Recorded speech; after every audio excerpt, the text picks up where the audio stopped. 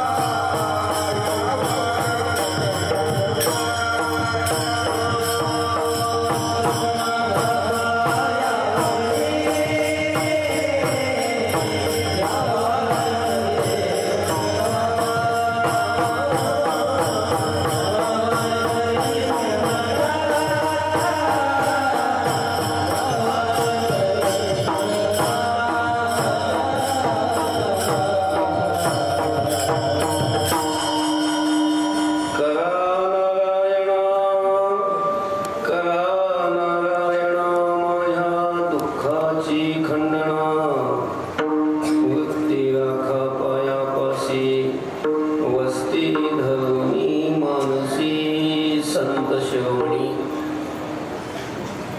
वैराग्याचे महामेरू श्रीमंत श्री जगद्गुरु तुकोबाराय या अभंगातून देवाकडे मागणी करतात. विठ्ठल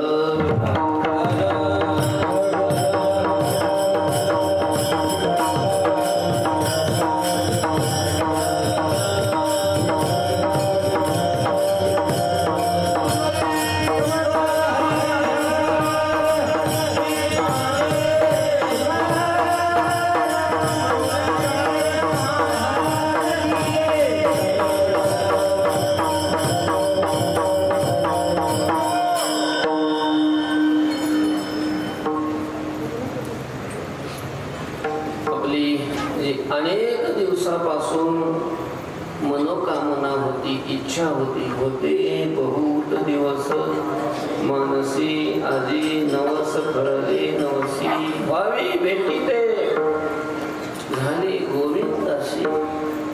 या उक्तीप्रमाणे आपल्या सर्वांची जी इच्छा होती, आपल्या गावामध्ये भगवान श्रीकृष्ण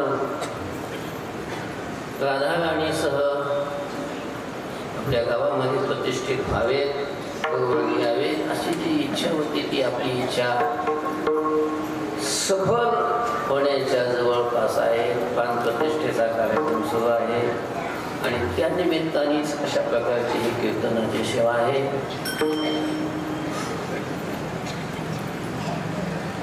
अभंगाच्या चिंतनाला आरंभ करण्यापूर्वी भगवान पंढरीनाथांच्या चरणी, ज्ञानोबाराय तुकोबाराय ते संतांच्या चरणी, श्रीगुरूंच्या चरणी उपस्थित असणारे, ज्यांच्या द्वारा हा कार्यक्रम सुरू आहे असे आपले वेदशास्त्र संपन्न गुरुजी दत्तगुरुजी महाराज त्यांच्या चरणी नतमस्तक होतो. पूजनीय वंदनीय काकांच्या चरणी नतमस्तक होतो आणि उपस्थित असणारे गावातील आणि पंचक्रोशीतील सर्व भाविक मंडळी सर्वांना मनपूर्वक नतमस्तक हो. अभंगाच्या चिंतनाकडे अनेक दिवसापासून ही इच्छा आपले कदमनावे माझ्याजवळ बोलून दाखवत होते. या कार्यक्रम करायचा आहे, मंदिराचं काम चालू आहे, मंदिरामध्ये देवाची प्राण प्रतिष्ठा करायची. 3-4 वर्षापासून मला म्हणत होते.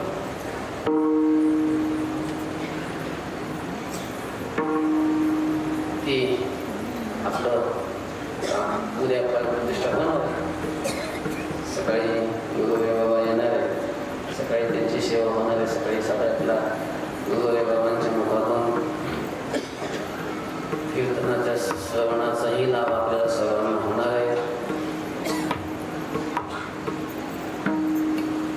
अभंगाच्या चिंतनाकडे बोलूयात. अभंग तुकोबारायांचा आहे आणि या अभंगातून तुकोबारायांनी देवाकडे मागणी केलेली आहे. मागणी करणं हा अभंग आहे. पण तुकोबाराय देवाकडे जी मागणी करतात ही एका साधकाच्या भूमिकेतून मागणी करतात.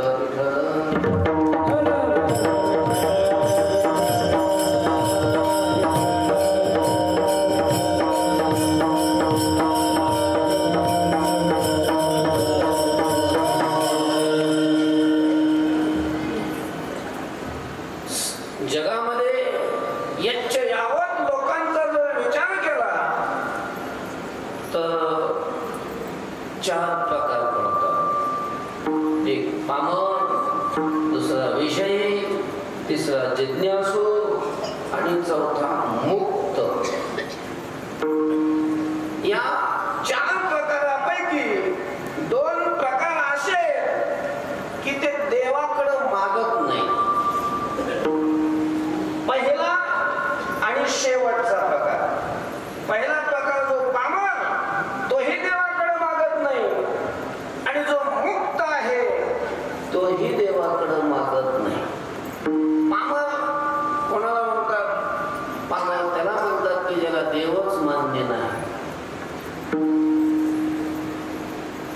त्याला शास्त्र मान्य नाही, त्याला पाप पुण्य मान्य नाही, त्याला स्वर्ग नरक या काहीच गोष्ट मानित नाही, त्याला फक्त विषय भोगणं एवढंच ज्याचं साध्य असतं, ध्येय असतं. अशा प्रकारचा मनुष्य जो आहे, जो कसलाच विधी निषेधाचा विचार न करता मनाला रुचेल ते वाटेल ते खातो पितो पाहतो, जाऊ नये तिथं जातो, करू नये ते करतो, फक्त विषय भोगणं हेच ज्याचं साध्य असतं, अशा मनुष्याला पामर म्हणतात. पामर. आणि तो देवच मानत नसल्यामुळं, देवाचं अस्तित्वच त्याला मान्य नसल्यामुळं तो देवाकडं मागत नाही. आणि चौथा जो आहे मुक्त, तोही देवाला मागत नाही. का मागत नाही? कारण त्याला मागण्याकरता काही शिल्लकच राहिलेलं नसतं. मुक्त त्याला म्हणतात की ज्याला आत्मसाक्षात्कार झालेला आहे, ब्रह्मज्ञान झालेलं आहे, परमात्म्याचा आत्मरूपाने ज्याने साक्षात्कार करून घेतलेला आहे. आणि मग अशा त्या आत्मज्ञानी ब्रह्मज्ञानी मुक्त पुरुषाला आपला आत्मा सगळ्या जगाच्या रूपाने प्रतीतीला येतो. किंबहुना चराचर आपणची झाला. जगामध्ये अस्तित्व अशी कोणतीच वस्तू त्याला स्वतःहून भिन्न अशा प्रकारच्या रूपाने प्रत्ययाला येत नाही. आणि त्यामुळं सगळं जगत हे आत्मरूपाने प्रतीला आलेलं असल्यामुळं त्याला आता प्राप्त करायला काही राहिलेलं नाही. जे प्राप्त करायचं ते सगळं त्यांनी प्राप्त केलेलं आहे. त्याच्यामुळं त्याला इच्छाच राहत नाही. मागण्याकरता इच्छा असावी लागते, त्याला इच्छाच होत नाही. किमिच्छं तस्य कामाय शरीरं अनुसंधते आत्मानं चेद्विजान्यादयमस्मीति पुरुषः किमिच्छं तस्य कामाय शरीरं अनुसंधते. त्याला इच्छाच राहत नाही, काम नाही, काम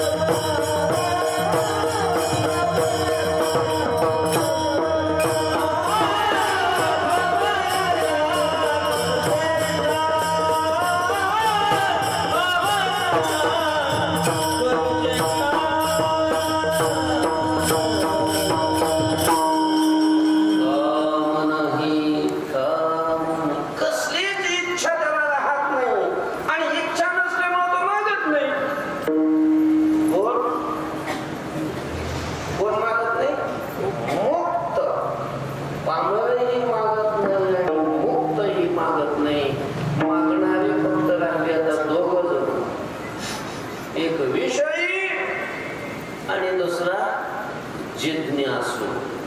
विषयी त्याला म्हणतात की ज्याला विषयाचीच अपेक्षा असते, पण पामरासारखी कोणत्याही विषयाची नाही. पामराचं कसं विहित निषेध काही विचार करत नाही, त्याला विषय लागतात, कसेही चालतात त्याला विषयी त्याला नाही म्हणत, ते तोही विषयाचीच अपेक्षा करतो. पण शास्त्राने जे विहित विषय सांगितलेले आहेत त्याची अपेक्षा. शास्त्राने जे भोगायला सांगितलेले त्या विषयाची अपेक्षा करतो.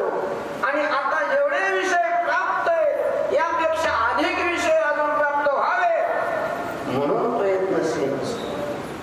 या लोकातले विषय प्राप्त झाले तर परलोकातले विषय प्राप्त व्हावे म्हणून ती संसारी जन्मीचे यज्ञ यागादी कर्म किजे आणि मग स्वर्ग सुख भोगीजे मनोहर. आता स्वर्गात गेला, स्वर्गातले विषय भोगायला लागला. इथले तरी विषयच आहेत आणि स्वर्गातले तरी काय आहेत? विषयच आहेत. मग स्वर्गातल्या विषयाची इच्छा केली काय आणि इथल्या विषयाची इच्छा केली काय? तो विषय असा एक विषय असतो, त्याला आपलं वाढावं, विषय अधिक अधिक विषय प्राप्त व्हावे ही अपेक्षा असते. वाढावे संतान व्हावे धनधान्य.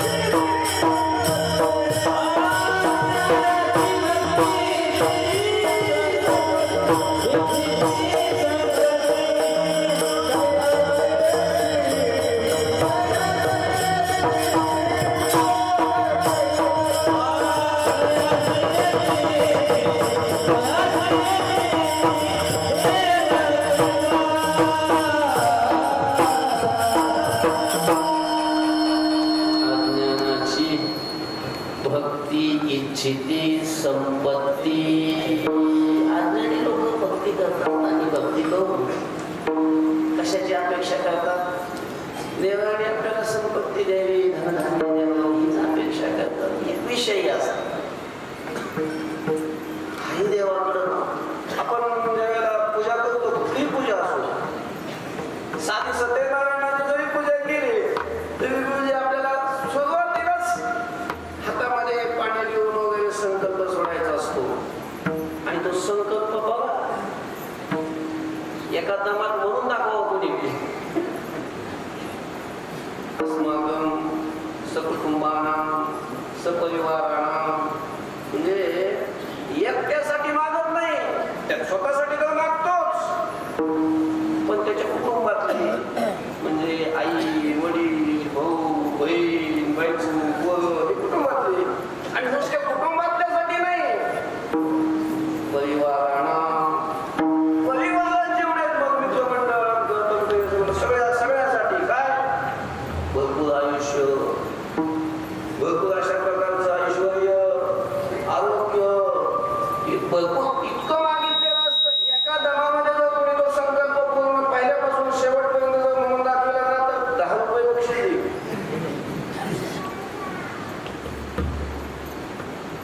संकल्प करू नये म्हणू नये असं नाही मला म्हणायचं, पण मग ही जी भक्ती आहे, पूजा म्हणजे भक्तीच आहे ना. पण मग कशासाठी? आपल्याला देवाने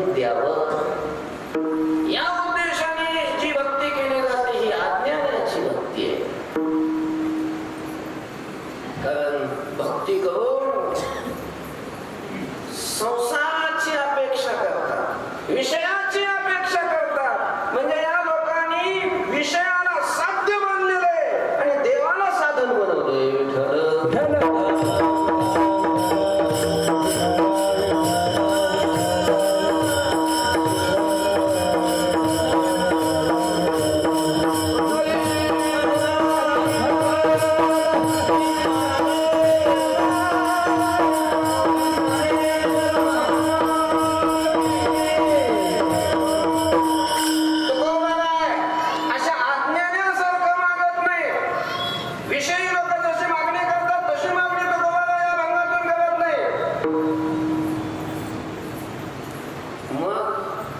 जिज्ञासूच्या भूमिकेतून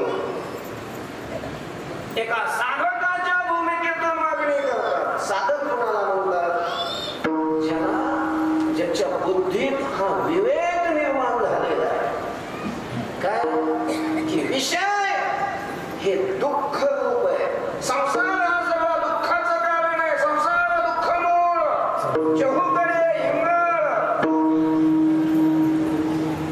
जर आपल्याला दुःख घालवायचं असेल आणि सुखमय जीवन बनवायचं असेल तर त्याच्याकरता फक्त भगवत प्राप्ती एवढाच उपाय आहे.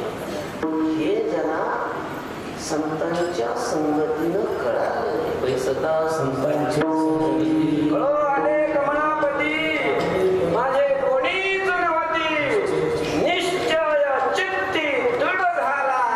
ज्याच्या चित्तात हा निश्चय झालेला आहे असा जो आहे मग त्यांनी निश्चय केलेला आहे की काही झालं तरी आपल्याला देव मिळवायचा आहे.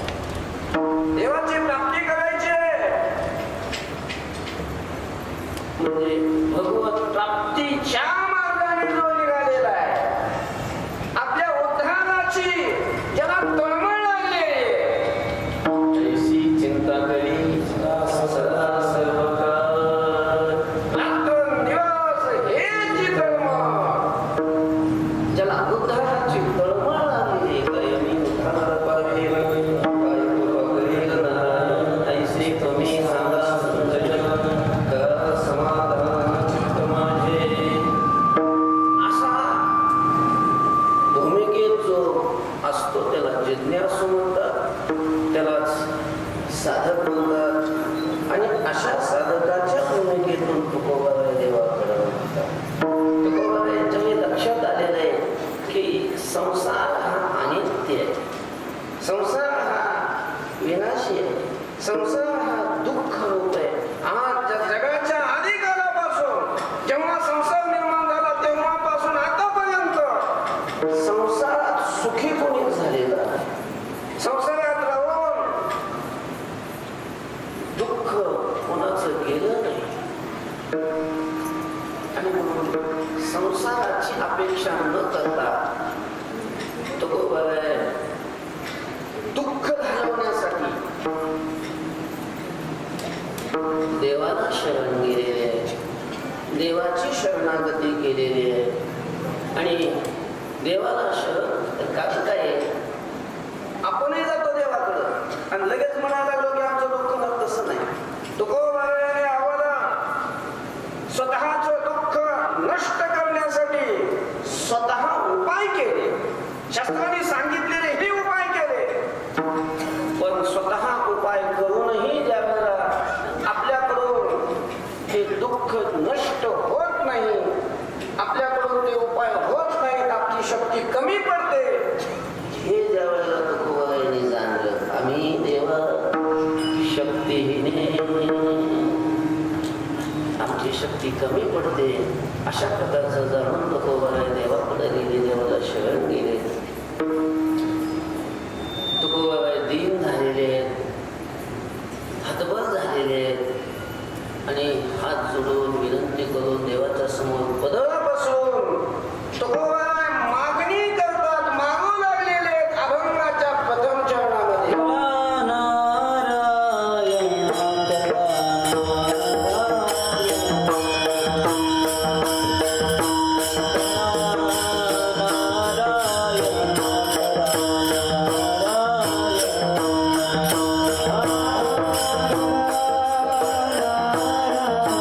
Thank you.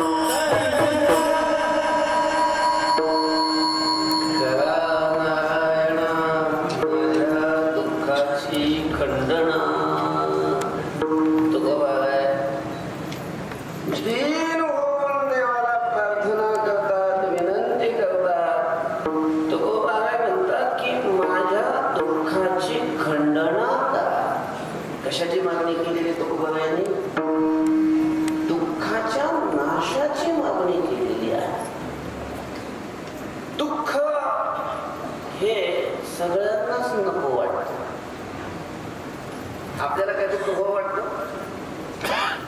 का आपलं दुःख हो? आपल्या गाढवाचा नांगा फिरावा असं वाटतं?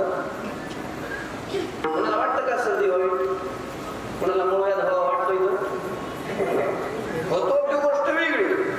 प्रारब्धाने या सगळ्या गोष्टी घडतात, पण इच्छा केली कोणी आजपर्यंत आपलं दुःख व्हावं म्हणून? दुःखाची कोणीच अपेक्षा करत नाही, सगळे सुखाची अपेक्षा करतात. तुम्ही कधी विचार केलाय का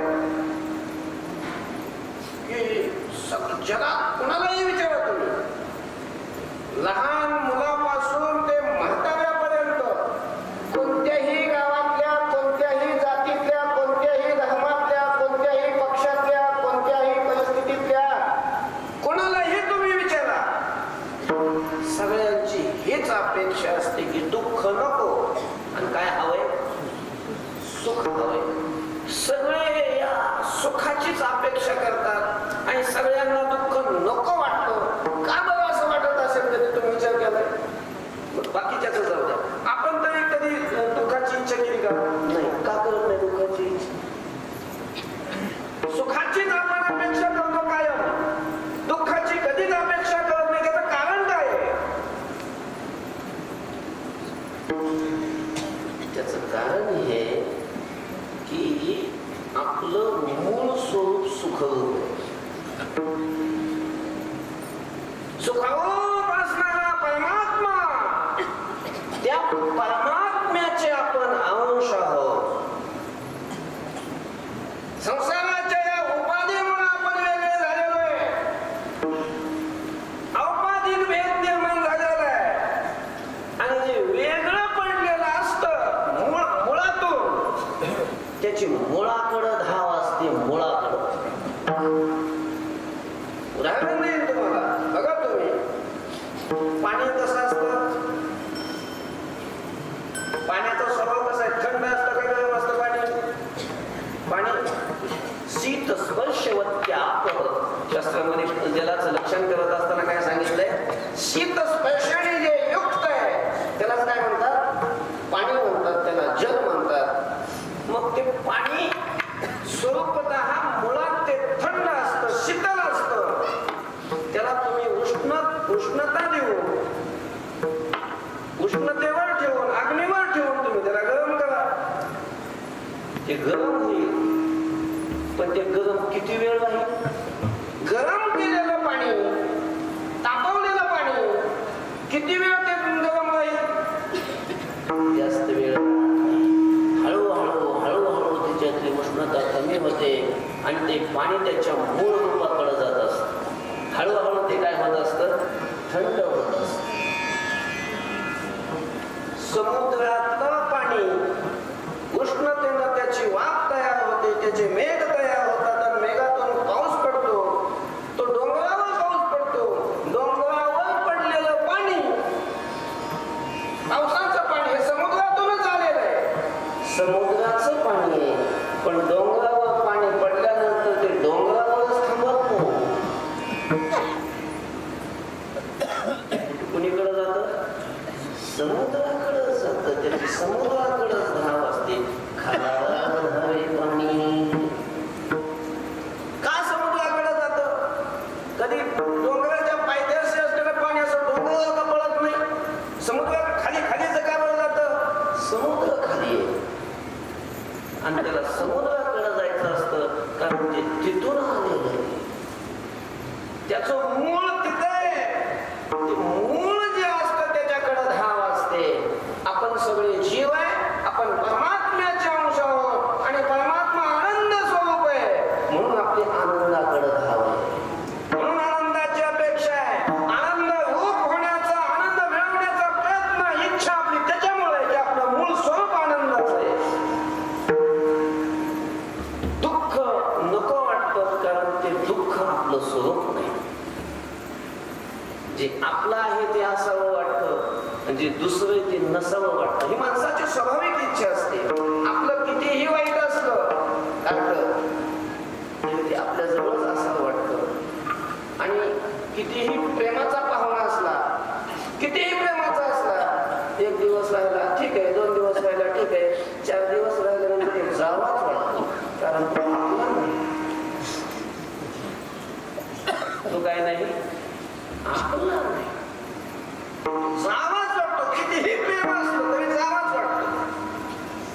तसं दुःख हे आपलं मूळ स्वरूप नाही, आपल्या ठिकाणी ती आगंतुक आले त्याच्यामुळं जावं वाटतं. ही सगळ्यांची इच्छा. आपल्याला हे वाटतं दुःख जावं, जात नाही, कारण आपण योग्य रीतीनं प्रयत्न करत नाही.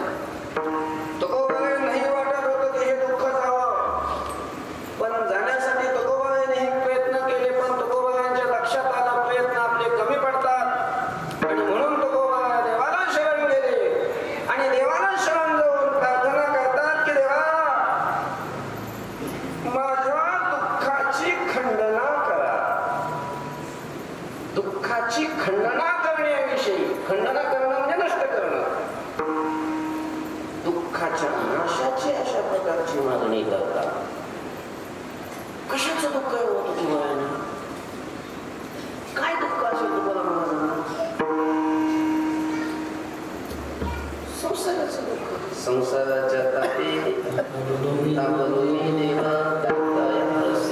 कुटुंबाची. संसारात काय दुःख, किती मजा असते संसारात. काय दुःख संसारामध्ये? संसारात मजा नाही, सगळं दुःखच असतं. आपण त्या दुःखालाच मजा म्हणतो. विठ्ठल विठ्ठल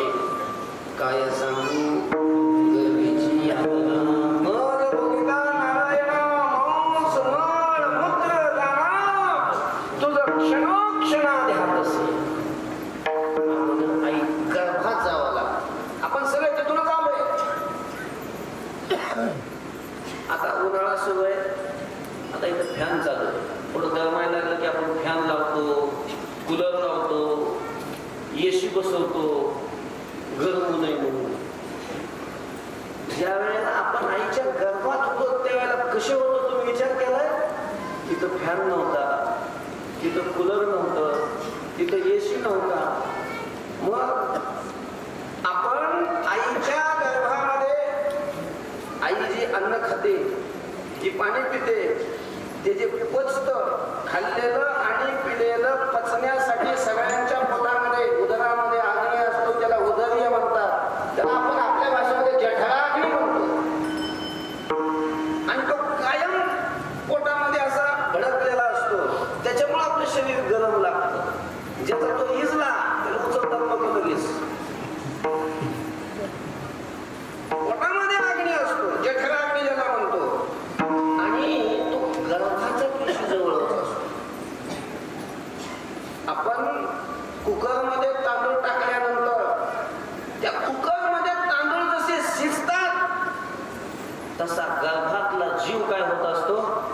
शिजत असतो शिजत. कुकरमध्ये तांदूळ आपण 10-20 मिनिटं शिजवतो, त्याचा भात होतो. हा गर्भात गेलेला जीव 10-20 मिनिटं नाही शिजत.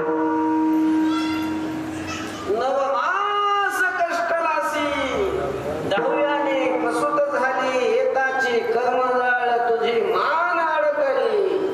आकांत ते जननी दुःखी धाय दुःखी. 9 महिने 9 दिवस शिजावं लागतं. तर 10-20 मिनिटं शिजलं तर भात होतो. 9 महिने शिजल्यावर काय होत असेल, काय वेदना होत असतील, कधी विचार केलाय? आणि आता तुम्ही कीर्तना जशी मांडी घालून बसले, गर्भातला जीव तसा असं मांडी घालून बसलेला नसतो. तुम्ही कधी त्या बाळांतपणाच्या त्या हॉस्पिटलमध्ये गेले का?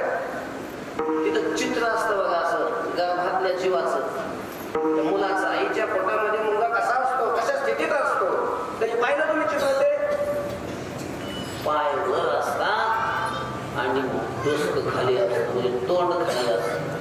वटवाघुळीसारखं उलट टांगलेलं असतं, उलट. अग्नीच्या ज्वाळा असतात आणि त्याला तिथं उलट टांगलेलं असतं. आणि एवढंच नाही, आईच्या पोटामध्ये खाल्लेलं जे अन्न, त्याची जी विष्ठा असते, ते विष्ठेचे थर असतात, त्या दोन्हीकडून त्या थरामध्ये तो शिजत असतो. नाकात, तोंडात सगळी कृमी किडे असतात. काय दुःख आहे गर्भाचं, असं दुःख. मातेची अवदळा पोहावी, पचून या विष्ठेच्या दाटवी. उकडो आणि 9 महिने उकडावं लागतं त्या विष्ठेच्या थरात. असं हे गर्भातलं दुःख. जन्माचं ते दुःख आहेच. जन्माच्या वेळेला भयंकर दुःख असतं म्हणा. एवढं भयंकर दुःख असतं की या दुःखाच्या आघातामुळेच आपण मागचं गर्भातलं दुःख विसरलेलो असतो. जसं एखाद्या माणसाचा ऍक्सिडेंट जर झाला, त्याच्या डोक्यावर एखादा मार लागला, तर ते मागचं सगळं विसरून जातं. ती मेमरी डिलीट होऊन जाते. घरची माणसं आली तरी तो ओळखत नाही तुम्ही कोणी म्हणतो. का? दुःखाचा मोठा आघात जर झाला तर मागचं विस्मरण होऊन जात असतं. आपण सगळे गर्भात गेलो, गर्भातलं दुःख भोगलं, तरीही विसरलो का? कारण जन्माच्या वेळेला असं भयंकर दुःखाचा आघात झालेला असतो की त्यामुळे मागचं काय आठवतच नाही. असं भयंकर दुःख जन्माचं. आणि जन्म झाल्याच्या नंतर मग पुन्हा पोराला हातवरच लागली, दात निघले वगैरे, तिथं दुःख राहतच ते बालपणाचं. तावडण्यातलं विषयाची व्यथा वगैरे. पुन्हा जावयाने पूर्वी जाणून सोडली, आमचं झालं तर न झाले, आपण चित्र हातवाटले पण डोळ्याने पाहतो येतो. आणि सगळ्यात मोठं दुःख जर काय असेल पुन्हा आज असून पुढं उभं असलेलं म्हणजे ते कोणतं? मृत्यूचं दुःख. जगाच्या अनेक कालापासून आजपर्यंत तो जन्माला आला, त्याला हे दुःख टळत नाही. मरावं नाही वाटत कोणाला, पण मरावं लागतं. इच्छा नसताना मरावं लागतं. माया लागलेलं म्हातारं बघा खाटेवर आहे, त्याची सुद्धा मान अशी कधी हलतच नाही. नको नको, मृत्यूला कोणी नकोच म्हणतं. म्हणजे हे सगळं दुःख आहे, हे संसाराचं दुःख आहे. आणि हे सगळं आपण भोगतोय. तुकोबाबा यांनाही हे दुःख नको वाटत होतं आणि म्हणून तुकोबाबा देवाला प्रार्थना करता, देवा माझ्या या दुःखाची खंडना करा.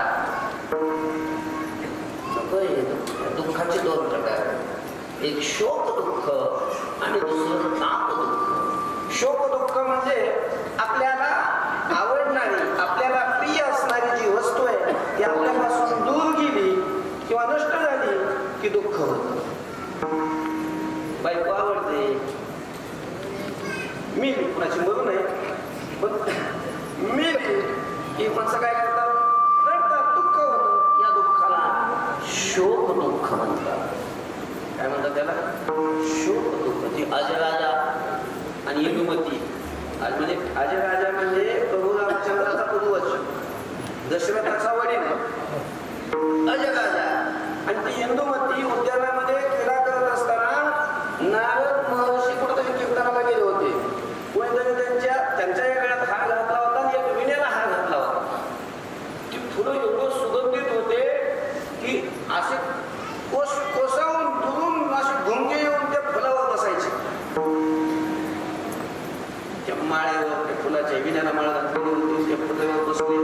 ते धागा नाजूक होता आणि आकाशमार्गाने नारद ऋषी जात असताना त्या वजाने ती माळ तुटली आणि जशी तुटली तशी खाली ती इंदुमती आपल्या पतीबरोबर क्रीडा करत होती उद्यानामध्ये, तिच्या अंगावर पडली. आणि जशी माळ पडली तशी जागेवरती काय झाली, मी म्हणून मी माळ घालीत नाही. ती इंदुमती मेली माळ घातल्यावर, म्हणजे तिच्या अंगावर पडली ती मेली, त्याच्यामुळे नाही घालीत मी, पण ती मेली. मग ती मेल्याच्या नंतर त्या अजराजाने जो विनाश केला असा पदार्थ मला नाही ते करून दाखवता यायचं. असा छाती बळून रडायचं, माझी इंदुमती गेली, ती आमकी होती, अशी होती, तशी होती, बरंच ते विलापाचं प्रकरण आहे, मोठं प्रकरण आहे. मग हे कशामुळे रडत होता, कशामुळे मला दुःख झालं, या दुःखाला शोक दुःख म्हणतात. शोक दुःख ताप दुःख असतं. प्रतिकूल वस्तूचा आपल्याला संबंध आला, जे नको वाटतं त्याला प्रतिकूल म्हणतो आपण. मग अशा वस्तूचा संबंध घडला की मग दुःख होतं, याला ताप दुःख म्हणतात.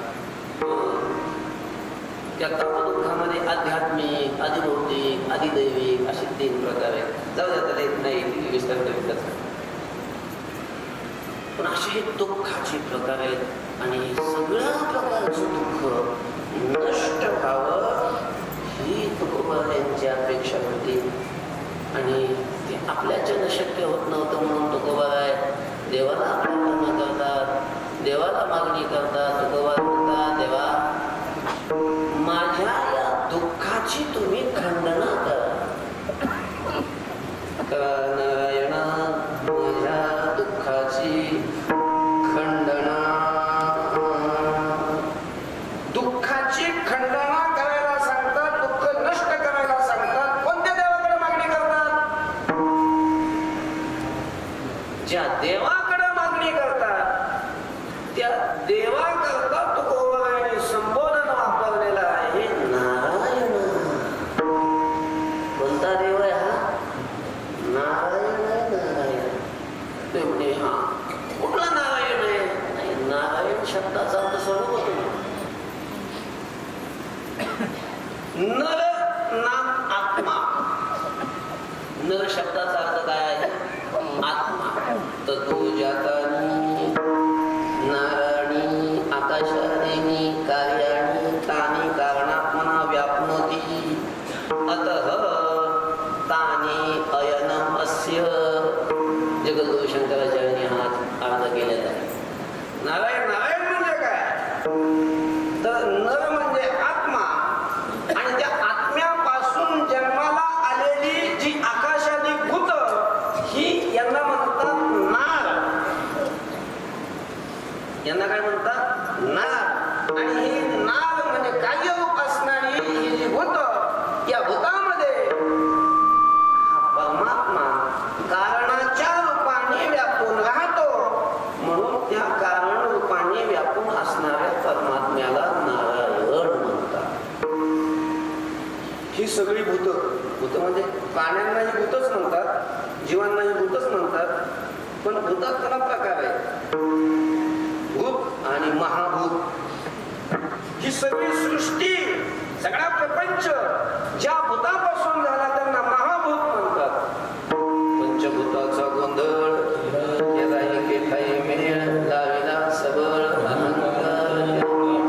पंच महाभूत, आकाश, वायू, तेज, जल आणि पृथ्वी अशी ही पंचभूत. मग या पंचभूतापासून सगळी सृष्टी झाली. पण मग ही पंचभूत कोणापासून झाली? आत्म्यापासून. आत्मा म्हणजे परमात्मा. आत्मा म्हणजेच काय? परमात्मा. कारण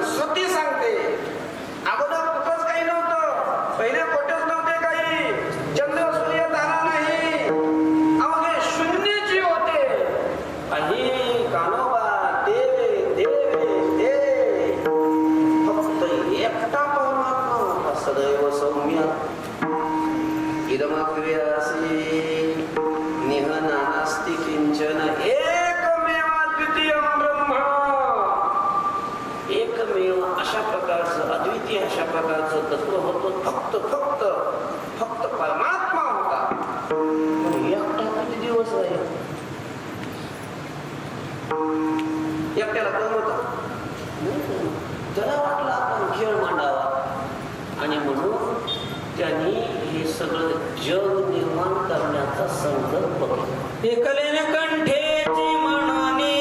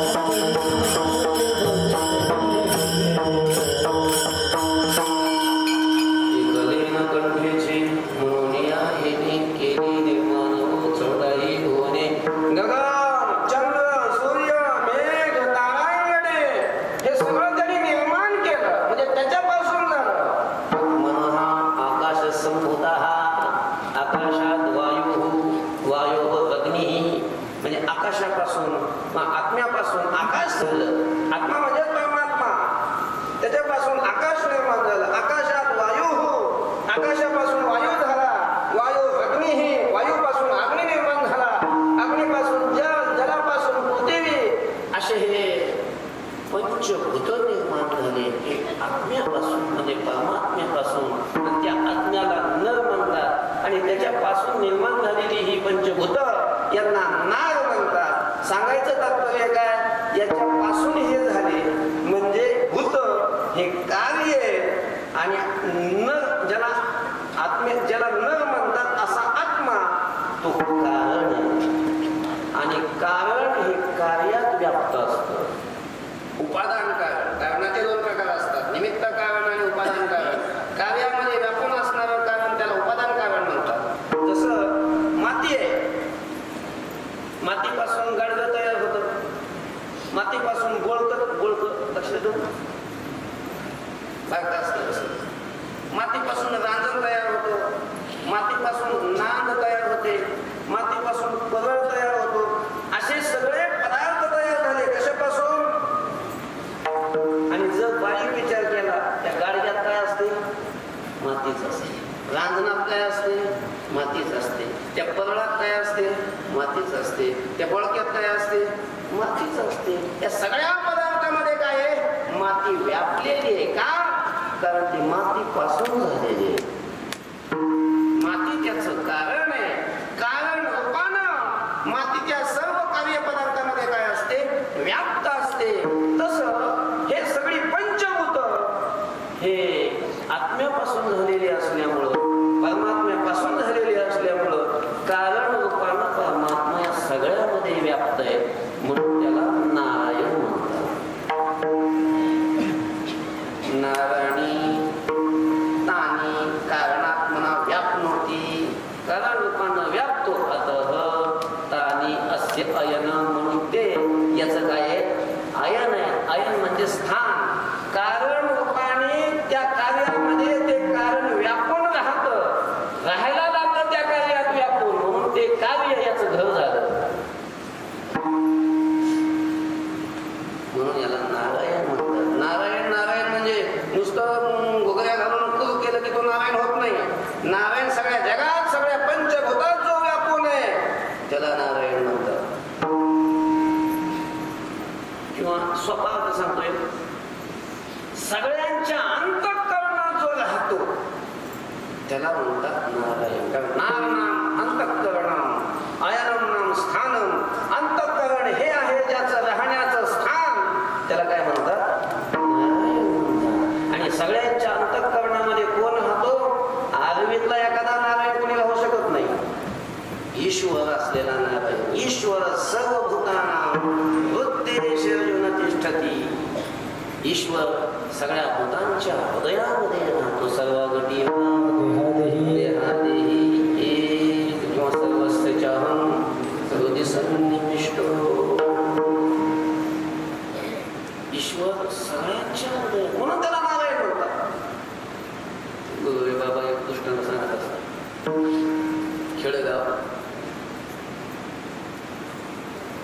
पूर्वीचा काळ होता.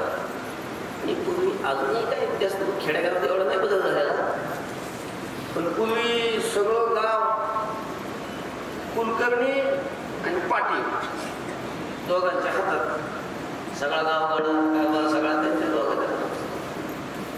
सकाळची वेळ होती, कुलकर्णी आणि पाटील असे गावातल्या एका असा एक वाटा होता, त्या वाट्यावर बसलेले होते. अजून काही 4-5 माणसं होती. एक कोणीतरी पांथिक प्रवासी सकाळी जाता गावातून चालला तरी बसलेली होती सगळी मंडळी. आणि पूर्वी आपल्या हिंदूमध्ये असं होतं, सकाळी जर कोणी भेटलं तर राम घालत होते. अजूनही खेड्यापाड्यामध्ये त्यांनी राम घातला, हात जोडले आणि गेला पुढे निघून. तो पुढे गेल्यानंतर मग यांच्यात धुसफूस झाली, चर्चा झाली. पाटील म्हणतात, पाहिलं का कुलकर्णी, पाटलाचा काय भाव आहे कशाचा? तो आता पाहिला नाही, कोणच गेलेला पाहिला, त्यांनी हात जोडलेला पाहिला, त्यांनी राम घातला. तो माझ्या ओळखीचाही नाही, तो माझ्या ओळखीचा सुद्धा नाही. पण ओळखीचा नसताना सुद्धा त्याने मला काय केला, हात जोडले आणि राम घालून केला. काही वजन आहे, वजन पाहिजे तर असं ओळखीचे राम घालतील यात काय नवं. अनोळखी माणसाने सुद्धा मला काय घातला, राम घातला. कुलकर्णी म्हटले, अहो पाटील, तुमचा गैरसमज झाला. कसं काय? त्याने राम मला घातलाय. त्याने हात जोडले, त्याने नमस्कार मला केलेला आहे, कारण तो माझ्याकडे बघत होता. पण पाटील म्हणतात, त्याचे हात तर माझ्याकडे होते ना. नाही, पण तो माझ्याकडे बघत होता. झालं यांचं. तो म्हणायचा मला घातला, कुलकर्णी म्हणायचा मला नमस्कार केला, आणि पाटील म्हणायचा मला केला. दुसऱ्या जणांना तुम्ही कशाला भावना करता? अजून तो काय माणूस काय दूर गेला नसेल, त्याला विचारू. ठीक आहे, एक माणूस पाठवला,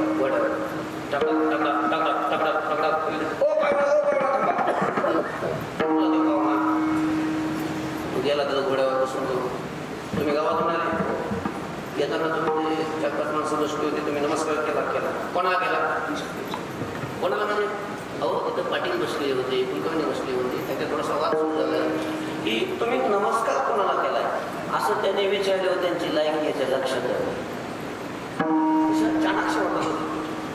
असं विचारलं लक्षात त्यांची काय लायकी. मग त्यांनी सांगितलं, तुम्ही जाऊन सांगा की ज्याची बायको पतिव्रत आहे त्याला नमस्कार करा.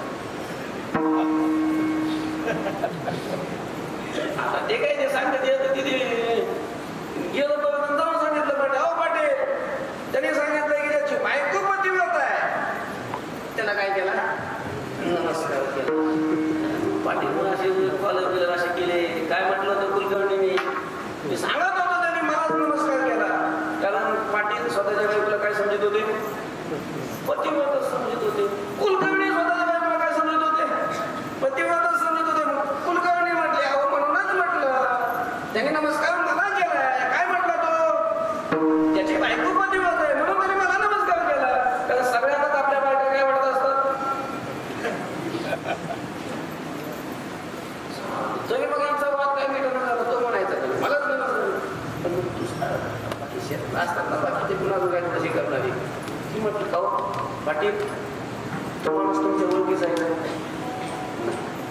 का कुलकर्णी, तुमच्या ओळखीचा आहे का तो माणूस? नाही. मग तुम्हाला दोघांच्याही ओळखीचा नाही तर मग तुझ्या बायका कशा काय त्याला माहिती?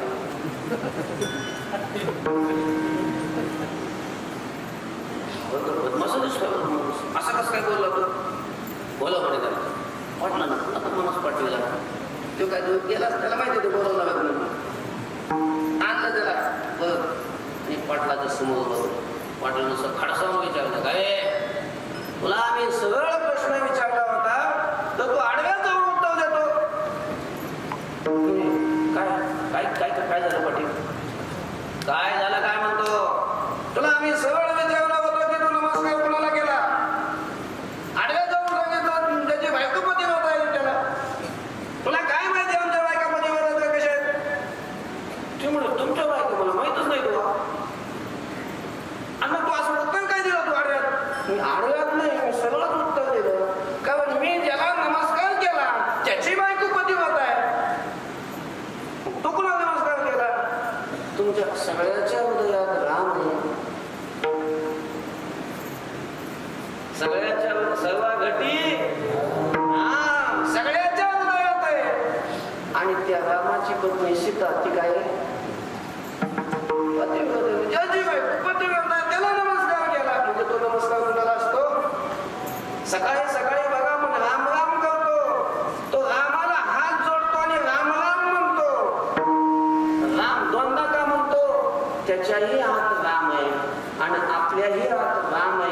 त्याच्या आत असणारा आणि आपल्या आत असणारा त्या रामाचं स्मरण करून आपण नमस्कार करतो. म्हणजे तो नमस्कार त्या रामाला असतो. सांगायचं काय, सगळ्यांच्या आत जो राम आहे त्यालाच नारायण म्हणतात. तोच नारायण आहे की जो सगळ्यांच्या आत आहे, हृदयात आहे.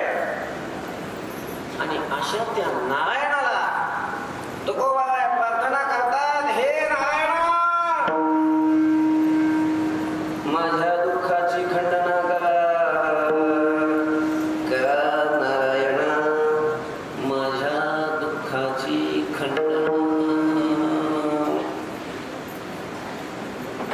पण आपलं दुःख नष्ट व्हावं, देवाने आपलं दुःख नष्ट करावं यासाठी, त्या दुःखाच्या नाशासाठी साधन स्वरूपामध्ये काय करावं देवाने साधकाच्या द्वितीय चरणामध्ये सांगतो. वृत्ती राखा पायापाशी, वृत्ती राखा पायापाशी, वृत्ती राखा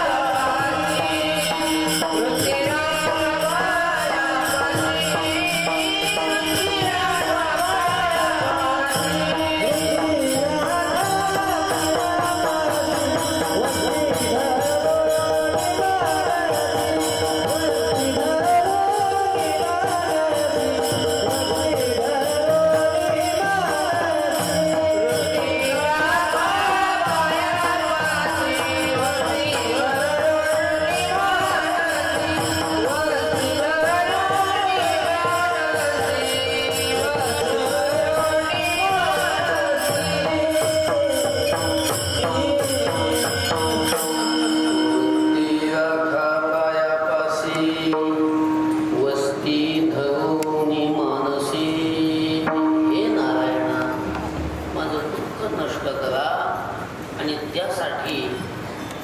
माझी वृत्ती तुमच्या पायाजवळ अशा प्रकारची राखून ठेवा. माझी वृत्ती तुमच्या पायाकडे जावी अशी मागणी नाही करत, पायाजवळ राहावी. तिथे माझी हारी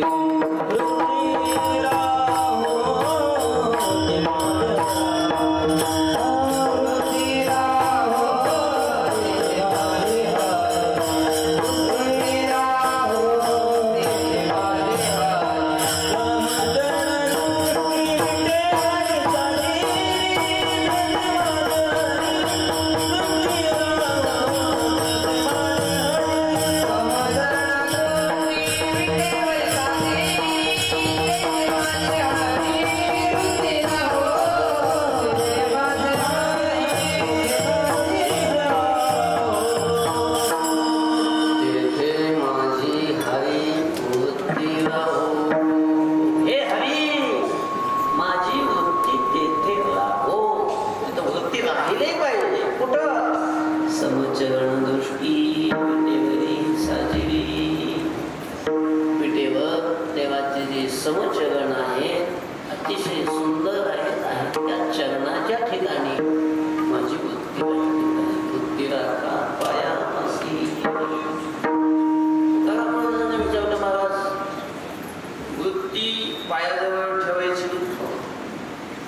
माझी?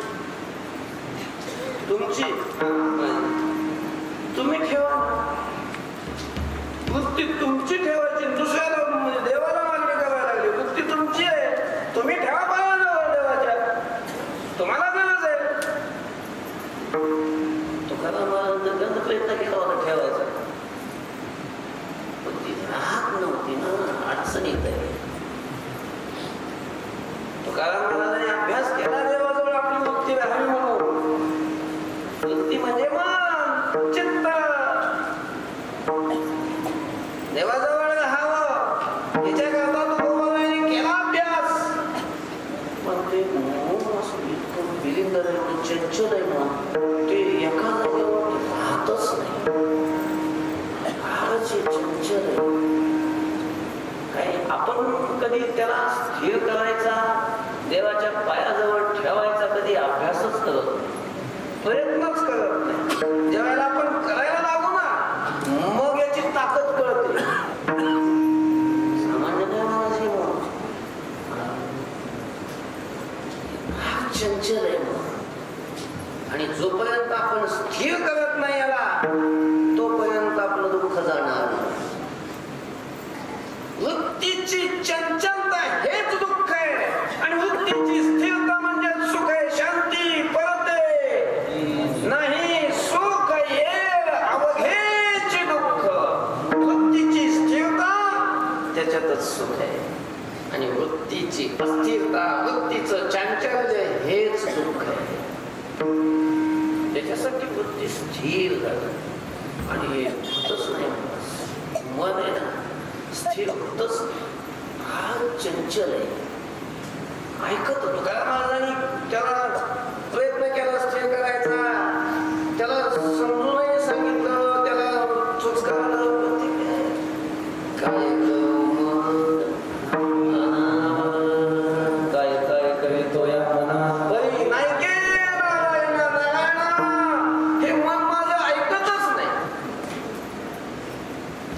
त्यामुळं देवाला प्रार्थना, तू तुझ्या सत्तेनं, तुझ्या ताकदीनं तू माझं मन काय कर स्थिर. तसं हे फारच चंचलम ही अनुराने म्हणावं, चंचलम ही मन कृष्ण. कोण म्हणतो? अर्जुन गवळ नाही. दोन शिष्य अर्जुन. तू अर्जुन महाराज की आचार्य गुरूंच्या आश्रमात असताना विद्यार्थ्यांची परीक्षा घेण्यासाठी, धनुर्विद्येची परीक्षा घेण्यासाठी आचार्यांनी असा एका वृक्षावर एक पक्षी टांगलेला होता. आणि सगळ्या विद्यार्थ्यांना धनुष्यबाण घेऊन तो पक्षाचा वेध करायला सांगितलं. युधिष्ठिरानं घेतलं धनुष्य, लावला बाण, ओढली दोरी. हा म्हटले बाण मारू नको आताच, अगोदर माझ्या प्रश्नाचं उत्तर दे आणि मग बाण मार. अगोदर वेग साधला. हा काय दिसतंय सांग, काय दिसतंय तुला? मला सगळं जग दिसतंय. सगळं दिसतंय. काय दिसत? सगळं दिसतंय ना. हे माझे भाऊ दिसतात, हे झाड दिसतंय, तुम्ही दिसता, सगळं दिसतंय. त्याला बाजूला सांगणं, प्रत्येकाला एक एक असं कोणी काय सांगायचं, कोणी काय सांगायचं, सगळ्याला काही काही दिसायला लागलं. आता सगळं कुठं सांगत बसू. दुर्योधनाचा नंबर आला, दुर्योधनाला लावला बाण, वडलं धनुष्याला बाण लावला, फोडली दोरी. काय दिसतंय तुला? मला तुमची चरण दिसतात. आता म्हणजे वेद कशाचा धरलाय? पक्षाचा दिसायला लागले काय? शरण मग काय चरणावर बाण सुरू होतं का काय माहिती. त्यावेळेला अर्जुनाचा नंबर आला. अर्जुनाने धनुष्याला बाण लावला, तू कानापर्यंत ओढली. कोणाच्याकडे विचारलं, अर्जुनाला काय दिसतंय? अर्जुनाने सांगितलं, गुरु महाराज मला पक्षी नाही, पक्षाचा फक्त डावा डोळा दिसतोय. सोड बाण. सोडला बाण की सई दोन बाण गेला, डोळाच फोडला. एवढं ज्याचं मन एकाग्र आहे. पक्षाचा वेध करायला सांगितल्यानंतर पक्षी नाही, पक्षाचा फक्त डोळाच ज्याला दिसतो एवढी देही आकार ज्याची वृत्ती आहे तो अर्जुन म्हणतोय चंचल ही मन कृष्ण.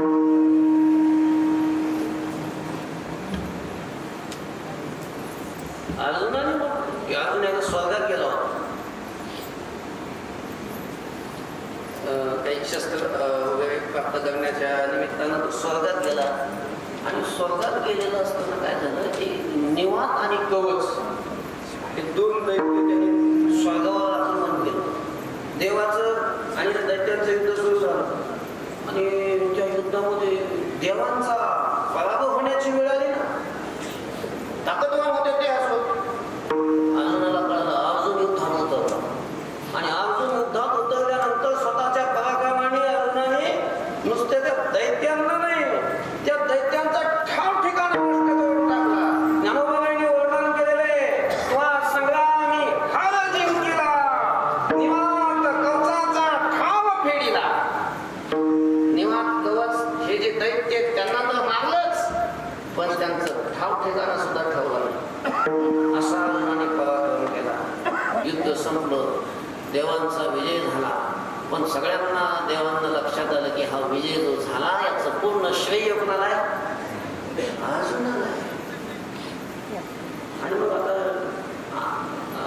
देवांचा राजा इंद्र त्याचं तर खूप प्रेम होतं. इंद्राचाच पुत्र होतो ना अर्जुन. त्याने अर्जुनाचा सत्कार ठेवला. सत्कार समारंभ आणि त्या सत्कार समारंभासाठी सगळ्या स्वर्गातल्या असणाऱ्या देवांगना त्या अप्सरा त्यांचं नृत्य ठेवलं. उच्च सिंहासनावर इंद्र बसलेला आहे. त्याच्या बाजूला अर्जुनाचं आसन लावलेलं आहे. बाकीच्या देवाचे आसनं काही त्याच्या मंत्रिमंडळाचे आसनं वगैरे असत आणि रंगमंचावर येऊन एक एक अप्सरा नृत्य करायला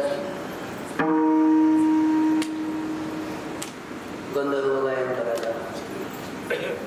तिलोत्तमा आली. तिनं नृत्य केलं. तिचं नृत्य सादर झालं. नंतर मेनका आली.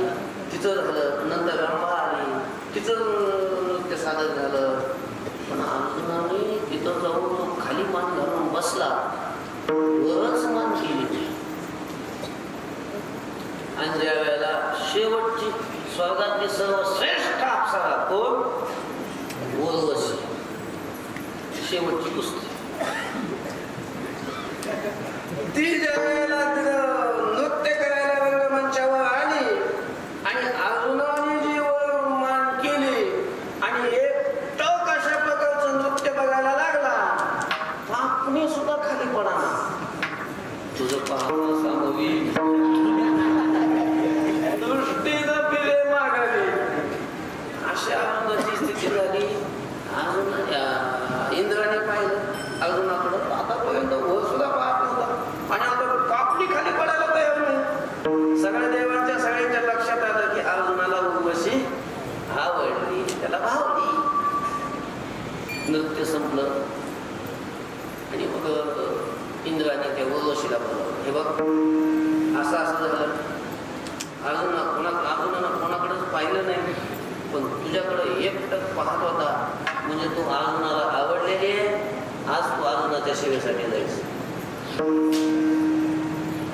अर्जुन स्वर्गात गेल्यापासून उर्वशीची इच्छा होती. अर्जुन तिला आवडला होता पण काही वेळ बसत नव्हता.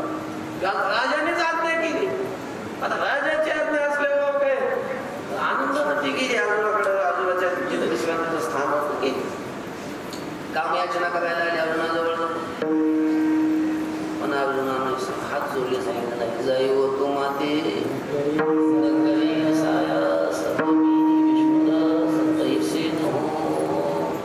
अर्जुनाने नाही ते मान्य केलं.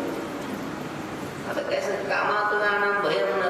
कामातून झालेल्या व्यक्तीला ती इच्छा नाही झाली मग क्रोध येतो. इच्छा जर पूर्ण नाही झाली क्रोध आला तिला. स्वतःला काय पुरुष समजायला लागला. मी तुला शाप देते. नपुसक होशील. अर्जुनाने हात जोडून शाप स्वीकारला. पण उर्वशी होती ती ब्युटी पार्लरला जाऊन भवया कापून झालेली विश्वसुंदरी नाही. स्वतः भगवंताच्या शरीरापासून तिची उत्पत्ती झालेली आहे आणि ती उर्वशी स्वतः कामयाचना करते, तरी सुद्धा अर्जुनाचं इतकं सुद्धा मन विचलित झालं. स्वतः कामयाचना करते सर्वश्रेष्ठ अप्सरा, तरीही मन विचलित नाही झालं. तो अर्जुन म्हणतोय चंचल ही मन कृष्ण. आता अर्जुनाने म्हणावं चंचल ही मन कृष्ण, तर मोबाईल मध्ये चित्र बघून पेपर मध्ये चित्र बघून गळगळणाऱ्याने काय म्हणायचं?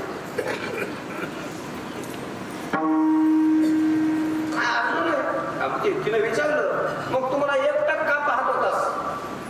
मला अर्जुनाने सांगितलं की बाई असं वाईट दृष्टीने मी पाहत नव्हतो.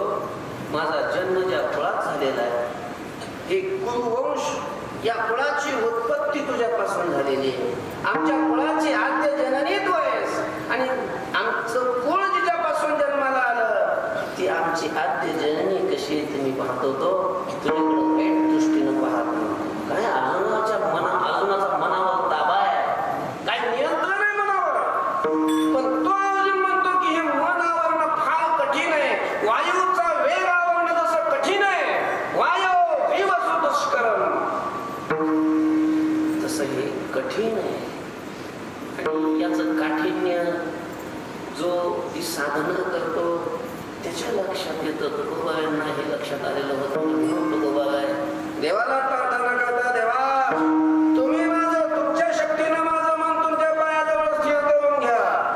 बुद्धी राखा पायापाशी, वस्ती धरुणी मानसी.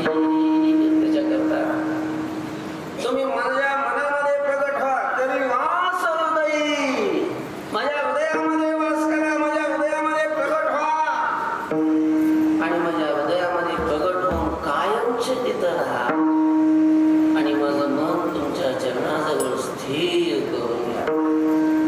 बुद्धी राखा पायापाशी, वस्ती धरुणी मानसी. देवा मी तुम्हाला लढीवाळपणानं मागतोय. माझी एवढी इच्छा, माझा एवढा लाड तुम्ही पूर्ण करावा आणि मला अपेक्षित असलेलं फळ प्राप्त करून द्यावं असं तृतीय चरणामध्ये सांग. पाळोनिया लळा, पाळोनिया लळा,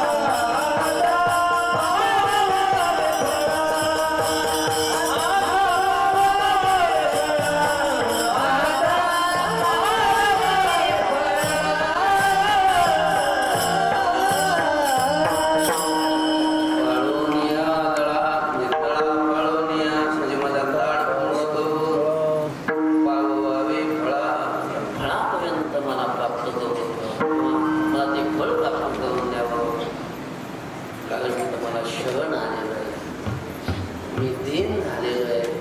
आणि जे शरण आलेले असतात, जे दीन असतात, त्यांचं दुःख, त्यांचं शील नष्ट करणं हा आपला स्वभाव आहे. शेवटच्या चरणामध्ये सांगतो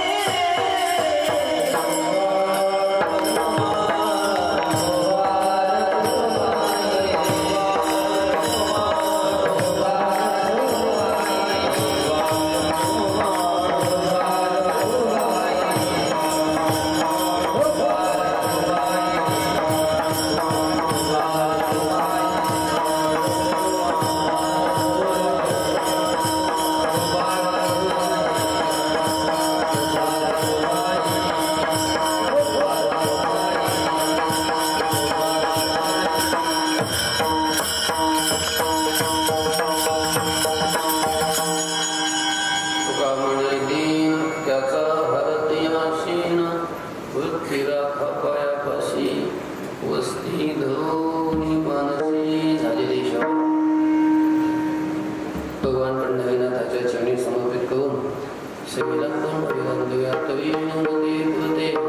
अधिकते